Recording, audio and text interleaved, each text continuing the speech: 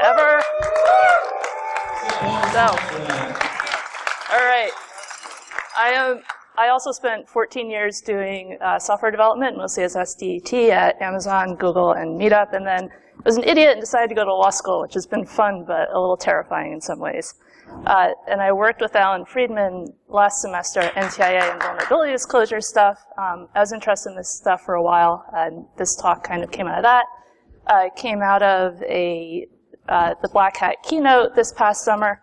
So I am not yet a lawyer. I have not suffered through the bar exam. So none of this is legal advice. You can't help Alaska.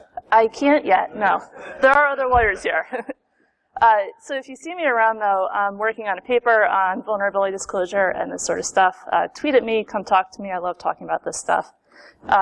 This is a tweet by Pwned, which none of you guys can see, which says, which manufacturers have legal threats in response to researchers disclosing vulnerabilities to them? Why can't the consumer that bought the defective product also use the legal system? And I was like, yeah, that second question is a great one, because really they can't right now. There's a bunch of reasons why. I am going to attempt to give you a law school course in 15 minutes, so we'll see how this goes. So, can consumers who bought defective software recover? Pretty much no right now. And we're going to look at vulnerability disclosure because I think that's an interesting angle, and there's a bug that's been disclosed to the company. A lot of people write about this in the area of CFAA, which is what we were referring to in the end of the previous talk, and I'm going to use tort law instead to go through this.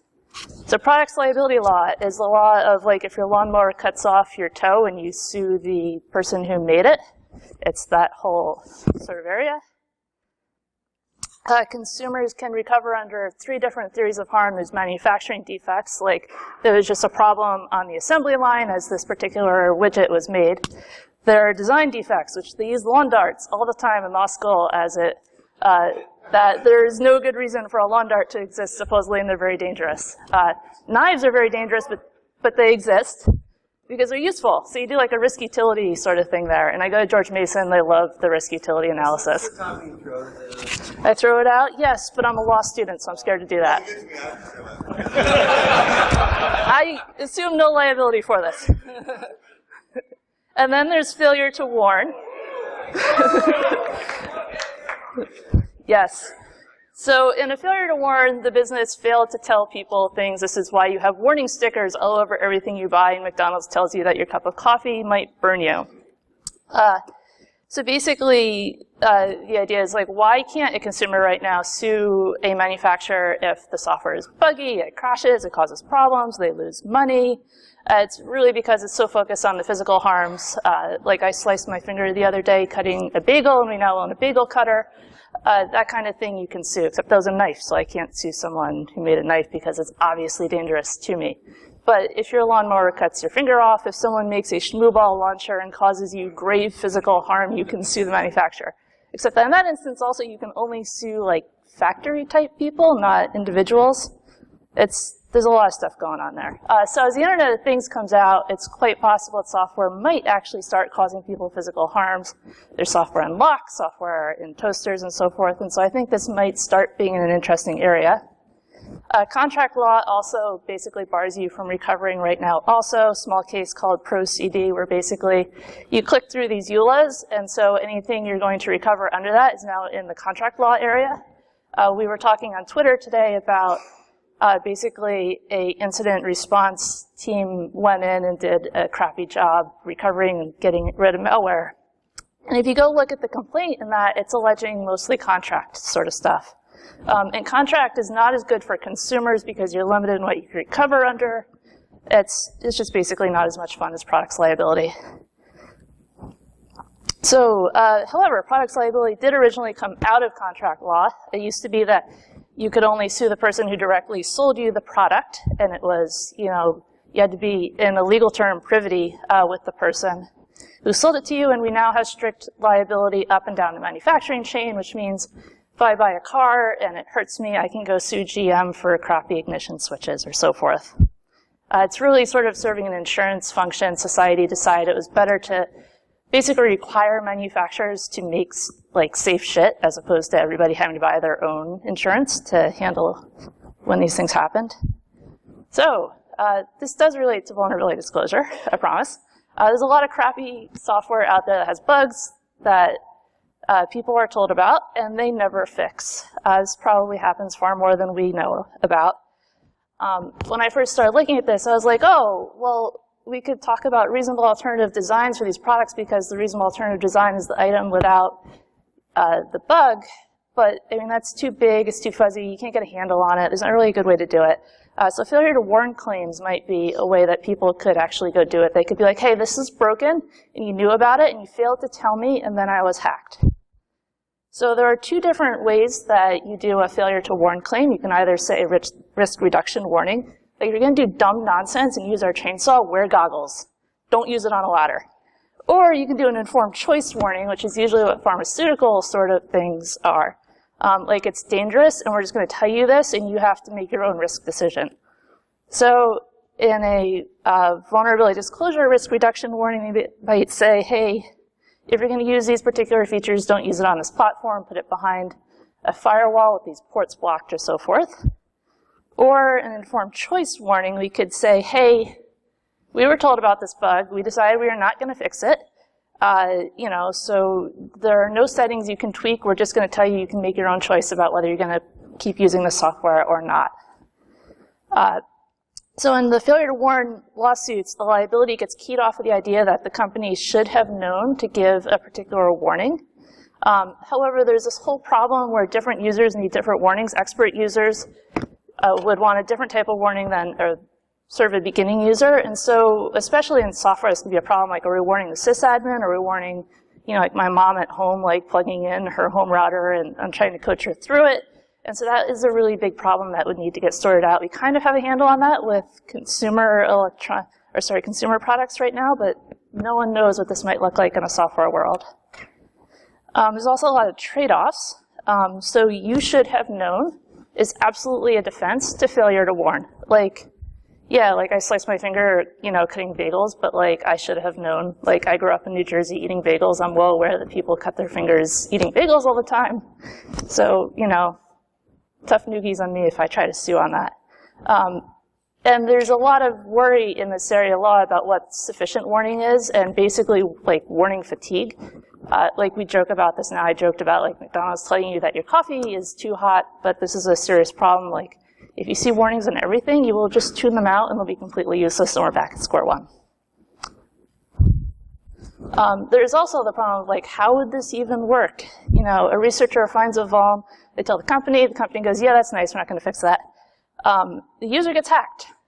Okay, how does the user know that they can go and file a lawsuit? Like, where is the liability going to key off of? People can say, well, maybe it would be discovery, maybe the researcher decides to go full disclosure after, they get ignored for 6 months so people know about it.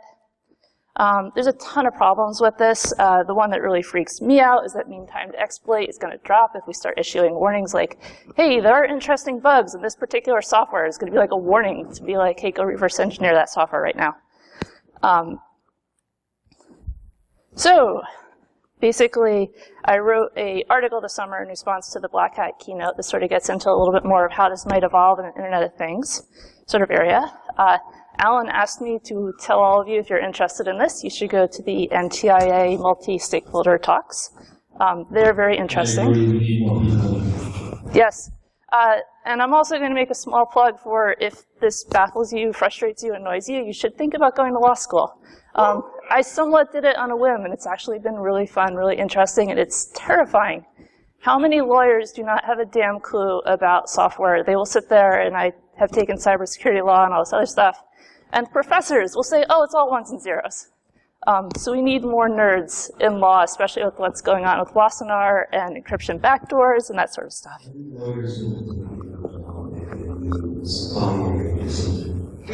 Yeah. You can also go do this and then work in policy and keep working. I still write code, so. I am going to tweet these slides. I have a bunch more slides about particular things. I'll just sort of quickly go through. Products liability is strict liability, which means liability without fault, but it's not really. And it's keyed on foreseeable use. Like, if I start using software to do something completely ridiculous, I can't go recover from that. And the pure economic loss, which is, you're not physically hurt, and so you can't recover really, is the biggest stumbling block, which is why the Internet of Things starts becoming interesting.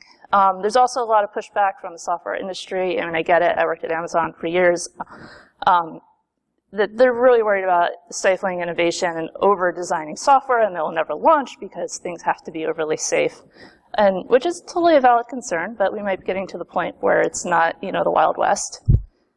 So that is my talk. I will take questions because this is a totally crazy idea, and I attempted to just give crazy complex legal theory to a bunch of nerds. So.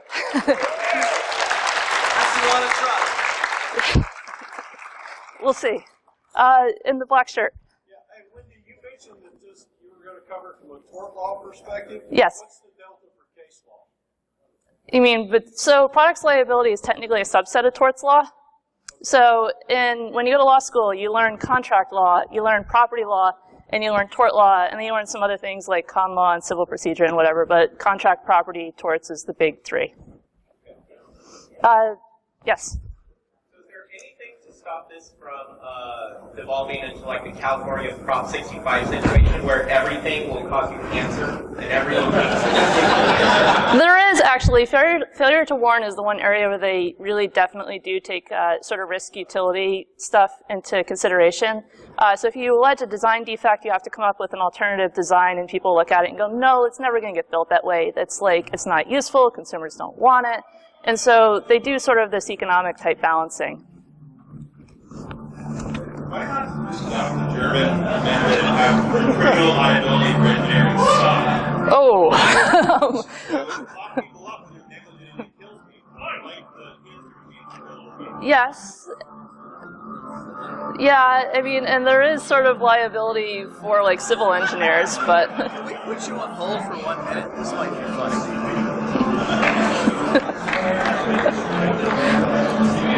There's a rolling grave in the hallway, we know nothing.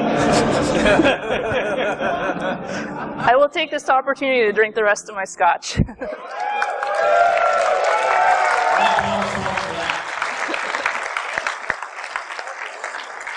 have a few more minutes. Okay. Well, so there is this thing called vicarious liability where if the vendor does dumb stuff, you can still hold Target responsible. There are various agency rules on how that, were they acting with your authority? It gets fun. Did you mention that failure to perform is a valid, suable offense against a software manufacturer? You could sue right now. You would probably get your case tossed out under pure economic loss unless you can allege something so incredibly foreseeable, some type of fraud, key in a contract claim also, or your golden ticket, you have physical, like it physically hurt you. So are you familiar with the Fair Act 25 case? Medical device mitigation? With which one? Fair Act 25. No. It's a medical device through a software fault of the device. Several people got overdose of radiation and people died. Physical harm. Right. So those people can sue the software manufacturer. Yeah, if you have physical harm, go for it. And it's happened. Yeah, and I think it's happened with Toyota, like the spaghetti code case and so forth. And my thing is, I think that as we key this liability to people getting physically hurt, like it will sort of start normalizing the idea of software liability. Can I ask you, what makes that liability different from regular use? There are some really funny quotes out there about how torts is just so tied to the physical hurt, and even in things like intentional infliction of emotional distress, like they want to see ulcers, they want to see like this physical pain, and it just kind of comes from the case law, like juries and people are just very reluctant to award things. There are a few pure economic loss cases that have been overcome. One is in Newark in like the 70s. There's a chemical leak at the airport, and it keyed on how foreseeable it was. Business torts also, but those tie into contract. So it's not an absolute impossible bar, it's just really hard. Yeah, like most attorneys are going to tell you, I'm sorry, I'm not going to file that. Red shirt. Like companies trying to use, these long winter rates to try to either limit their liability or fabricate. Yes. You're expecting to see that.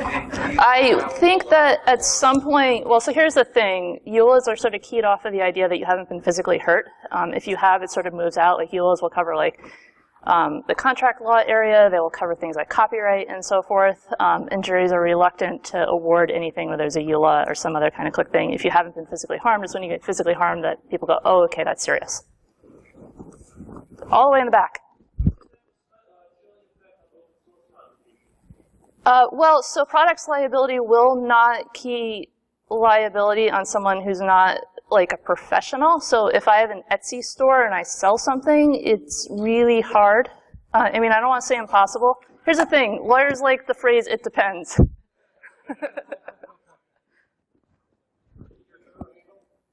It's at Wendy CK. Oh, it's probably getting clipped. I have it at the bottom down here. Yeah, my beautiful plan to have my Twitter handle and everything's gone. It's back at the beginning also. There you go. Yes, I'm also one of a few girls walking around here, so I should stand out a little bit more.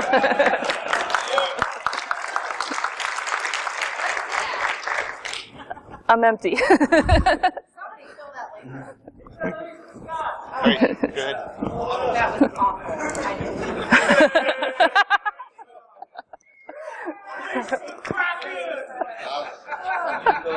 You know me too well. There we go. All right. 2 InfoSec girls.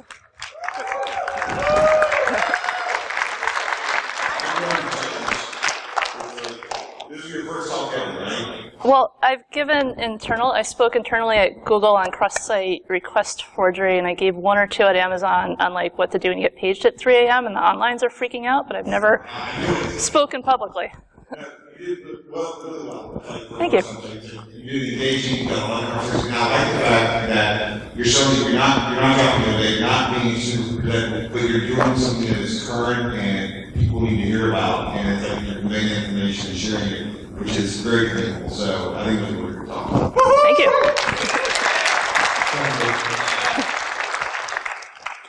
Oh, and it's all that any talk that makes it easier for people who have the knowledge to report this stuff in a way that doesn't get screwed.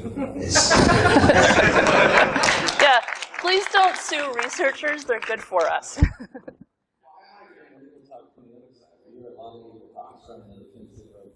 People using vulnerabilities and all that kind of stuff, but we don't hear a lot of people talk from the aspect of liability and the vendors and their culpability, because we kind of suffer that as a community where we find these problems and we have a lot of people who don't want to take ownership of those problems, so it's nice to hear. And then we ask for help. Yeah. Yeah, I have another talk I'm working on how hard it is to contact companies. I've done some research using like Python and whatever, and out of the Fortune 500, I think like 13 have /security. You go to a security report page, and maybe 20 you can Google like company name, security, vulnerability, and get something useful. I haven't finished it yet, but someday I'll give that talk because it's ridiculous. The liability angle is a big one, I think. It's been one that's been top of conversation for a very long time, at least with me and people I've talked to. So I think it's important to keep pursuing that area. Look at the liability laws so we can try to apply it to these people more effectively. Cool. Thank you, guys.